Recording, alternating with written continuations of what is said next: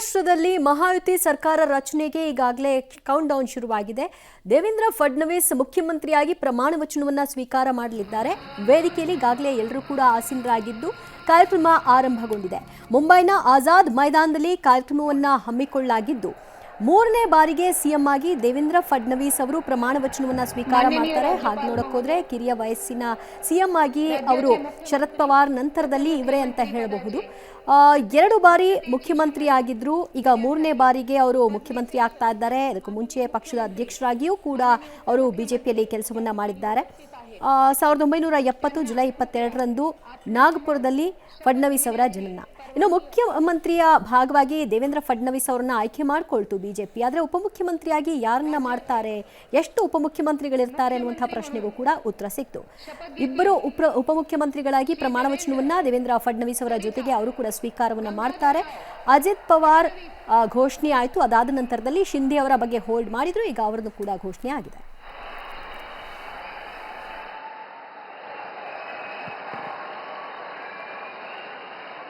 गंगाधरराव फडणवीस ईश्वर साक्ष शपथ घेतो की कायद्याद्वारे स्थापित झाले आहे अशा भारताच्या संविधानाबद्दल मी खरी श्रद्धा व निष्ठा बाळगेन. मी भारताची सार्वभौमता व एकात्मता उन्नत राखीन. मी महाराष्ट्र राज्याचा मुख्यमंत्री म्हणून माझी कामे निष्ठापूर्वक व सत्सद विवेक बुद्धीने पार पाडेल आणि संविधान व कायदा यानुसार सर्व तऱ्हेच्या लोकांना मी निर्भयपणे व निपक्षपातीपणे तसेच कोणाच्याही विषयी ममत्व भाव किंवा आकस न बाळगता न्याय वागणूक देईन.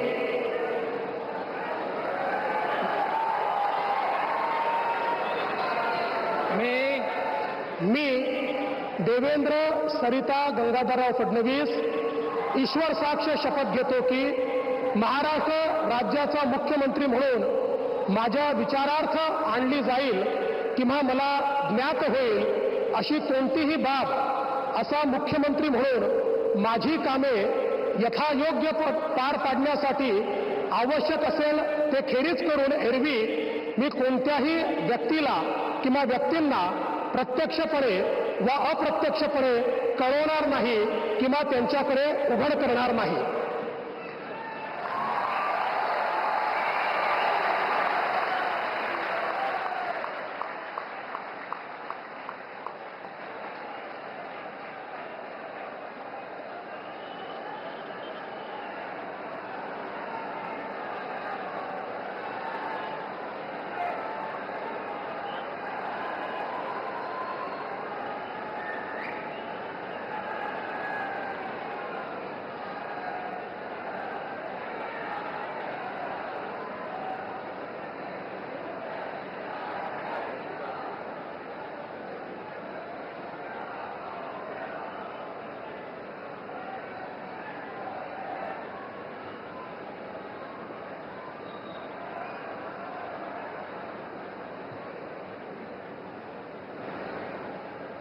माननीय राज्यपाल महोदय, माननीय मुख्यमंत्री यांना पुष्पगुच्छ देतील.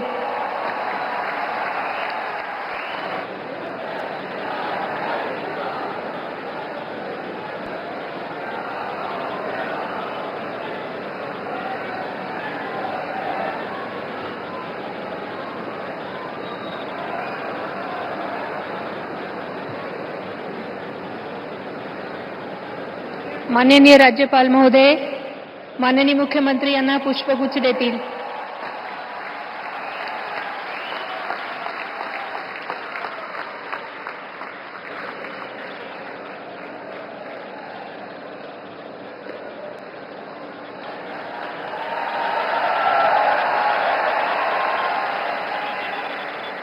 यानंतर राज्याचे उपमुख्यमंत्री म्हणून शपथ घेतील श्री एकनाथ गंगूबाई संभाजी शिंदे.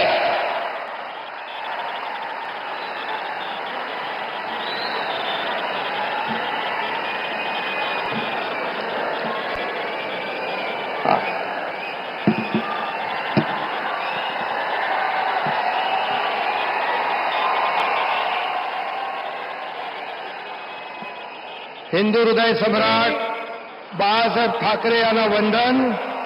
गुरुवर्य धर्मवीर आनंद दिघे साहेबांचं स्मरण आणि देशाचे कर्तबगार आणि लोकप्रिय प्रधानमंत्री नरेंद्र मोदीजी व देशाचे कणखर गृहमंत्री अमितभाई शाह यांच्या भक्कम पाठिंब्याने, आशीर्वादाने तसेच राज्यातील 13 कोटी जनतेच्या आशीर्वादाने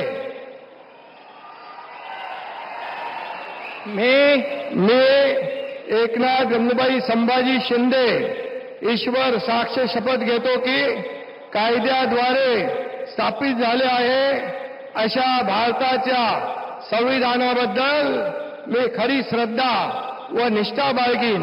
मी भारताची सार्वभौमता व एकात्मता उन्नत राखीन. मी महाराष्ट्र राज्याचा उपमुख्यमंत्री म्हणून माझी कामे निष्ठापूर्वक व सत्सद विवेक बुद्धीने पार पाडीन आणि संविधान व कायदा यानुसार सर्व तऱ्हेच्या लोकांना मी निर्भयपणे व निष्पक्षपातीपणे तसेच कोणाच्याही विषयी ममत्वभाव किंवा आकस न बाळगता न्याय्य वागणूक देईन. मी एकनाथ गंगूबाई संभाजी शिंदे ईश्वर साक्ष शपथ घेतो की महाराष्ट्र राज्याचा उपमुख्यमंत्री म्हणून माझ्या विचारार्थ आणली जाईल किंवा मला ज्ञात होईल अशी कोणतीही बाब असा उपमुख्यमंत्री म्हणून माझी कामे यथायोग्य पार पाडण्यासाठी आवश्यक असेल ते खेरीज करून एरवी मी कोणत्याही व्यक्तीला किंवा व्यक्तींना प्रत्यक्षपणे व अप्रत्यक्षपणे कळवणार नाही किंवा त्यांच्याकडे उघड करणार नाही. धन्यवाद.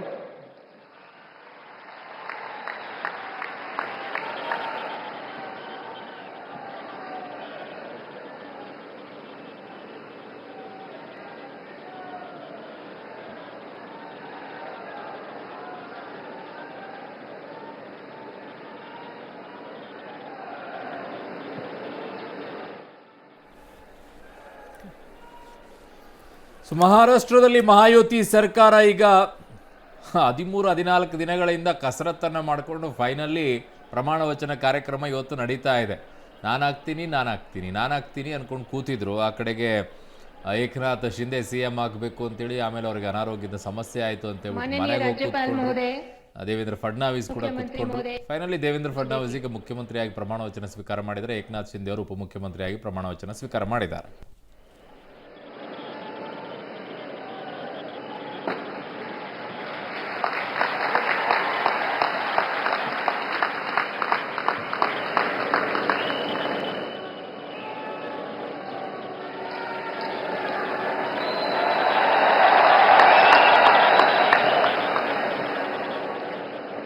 यानंतर राज्याचे उपमुख्यमंत्री म्हणून शपथ घेतील श्री अजित आशाताई अनंतराव पवार.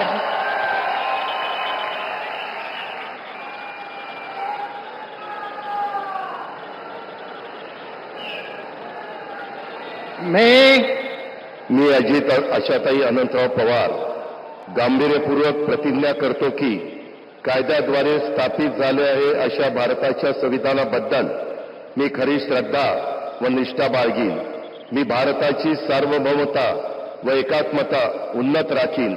मी महाराष्ट्र राज्याचा उपमुख्यमंत्री म्हणून माझी कामे निष्ठापूर्वक व सद विवेक बुद्धीने पार पाडीन आणि संविधान व कायदा यानुसार सर्व तऱ्हेच्या लोकांना मी निर्भयपणे व निपक्षपातीपणे तसेच कोणाच्याही विषयी महत्वभाव किंवा आकस न बाळगता न्याय वागणूक देईल. मी अजित आशाताई अनंतराव पवार गांभीर्यपूर्वक प्रतिज्ञा करतो की महाराष्ट्र राज्याचा उपमुख्यमंत्री म्हणून माझ्या विचारार्थ आणली जाईल किंवा मला ज्ञात होईल अशी कोणती बाब असा उपमुख्यमंत्री म्हणून माझी कामे यथायोग्य पार पाडण्यासाठी आवश्यक असेल ते खेरीज करून एरवी मी कोणत्याही व्यक्तीला किंवा व्यक्तींना प्रत्यक्षपणे वा अप्रत्यक्षपणे कळवणार नाही किंवा त्यांच्याकडे उघड करणार नाही.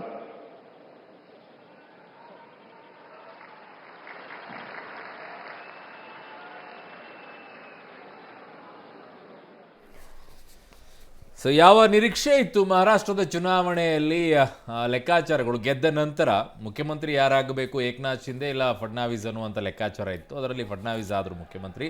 ಇಬ್ಬರಿಗೆ ಉಪಮುಖ್ಯಮಂತ್ರಿ ಅನ್ನುವಂಥದ್ದು ಚರ್ಚೆಯಲ್ಲಿತ್ತು. ಅದೇ ರೀತಿಯಾಗಿ ಇಬ್ಬರಿಗೆ ಈಗ ಆಗಿದೆ. NCPಯಿಂದ ಅಜಿತ್ ಪವಾರ್ ಅವರು, ಆ ಕಡೆಗೆ ಶಿವಸೇನೆಯಿಂದ ಏಕನಾಥ್ ಶಿಂದೆ ಅವರು ಈಗ ಉಪಮುಖ್ಯಮಂತ್ರಿಗಳಾಗಿದ್ದಾರೆ.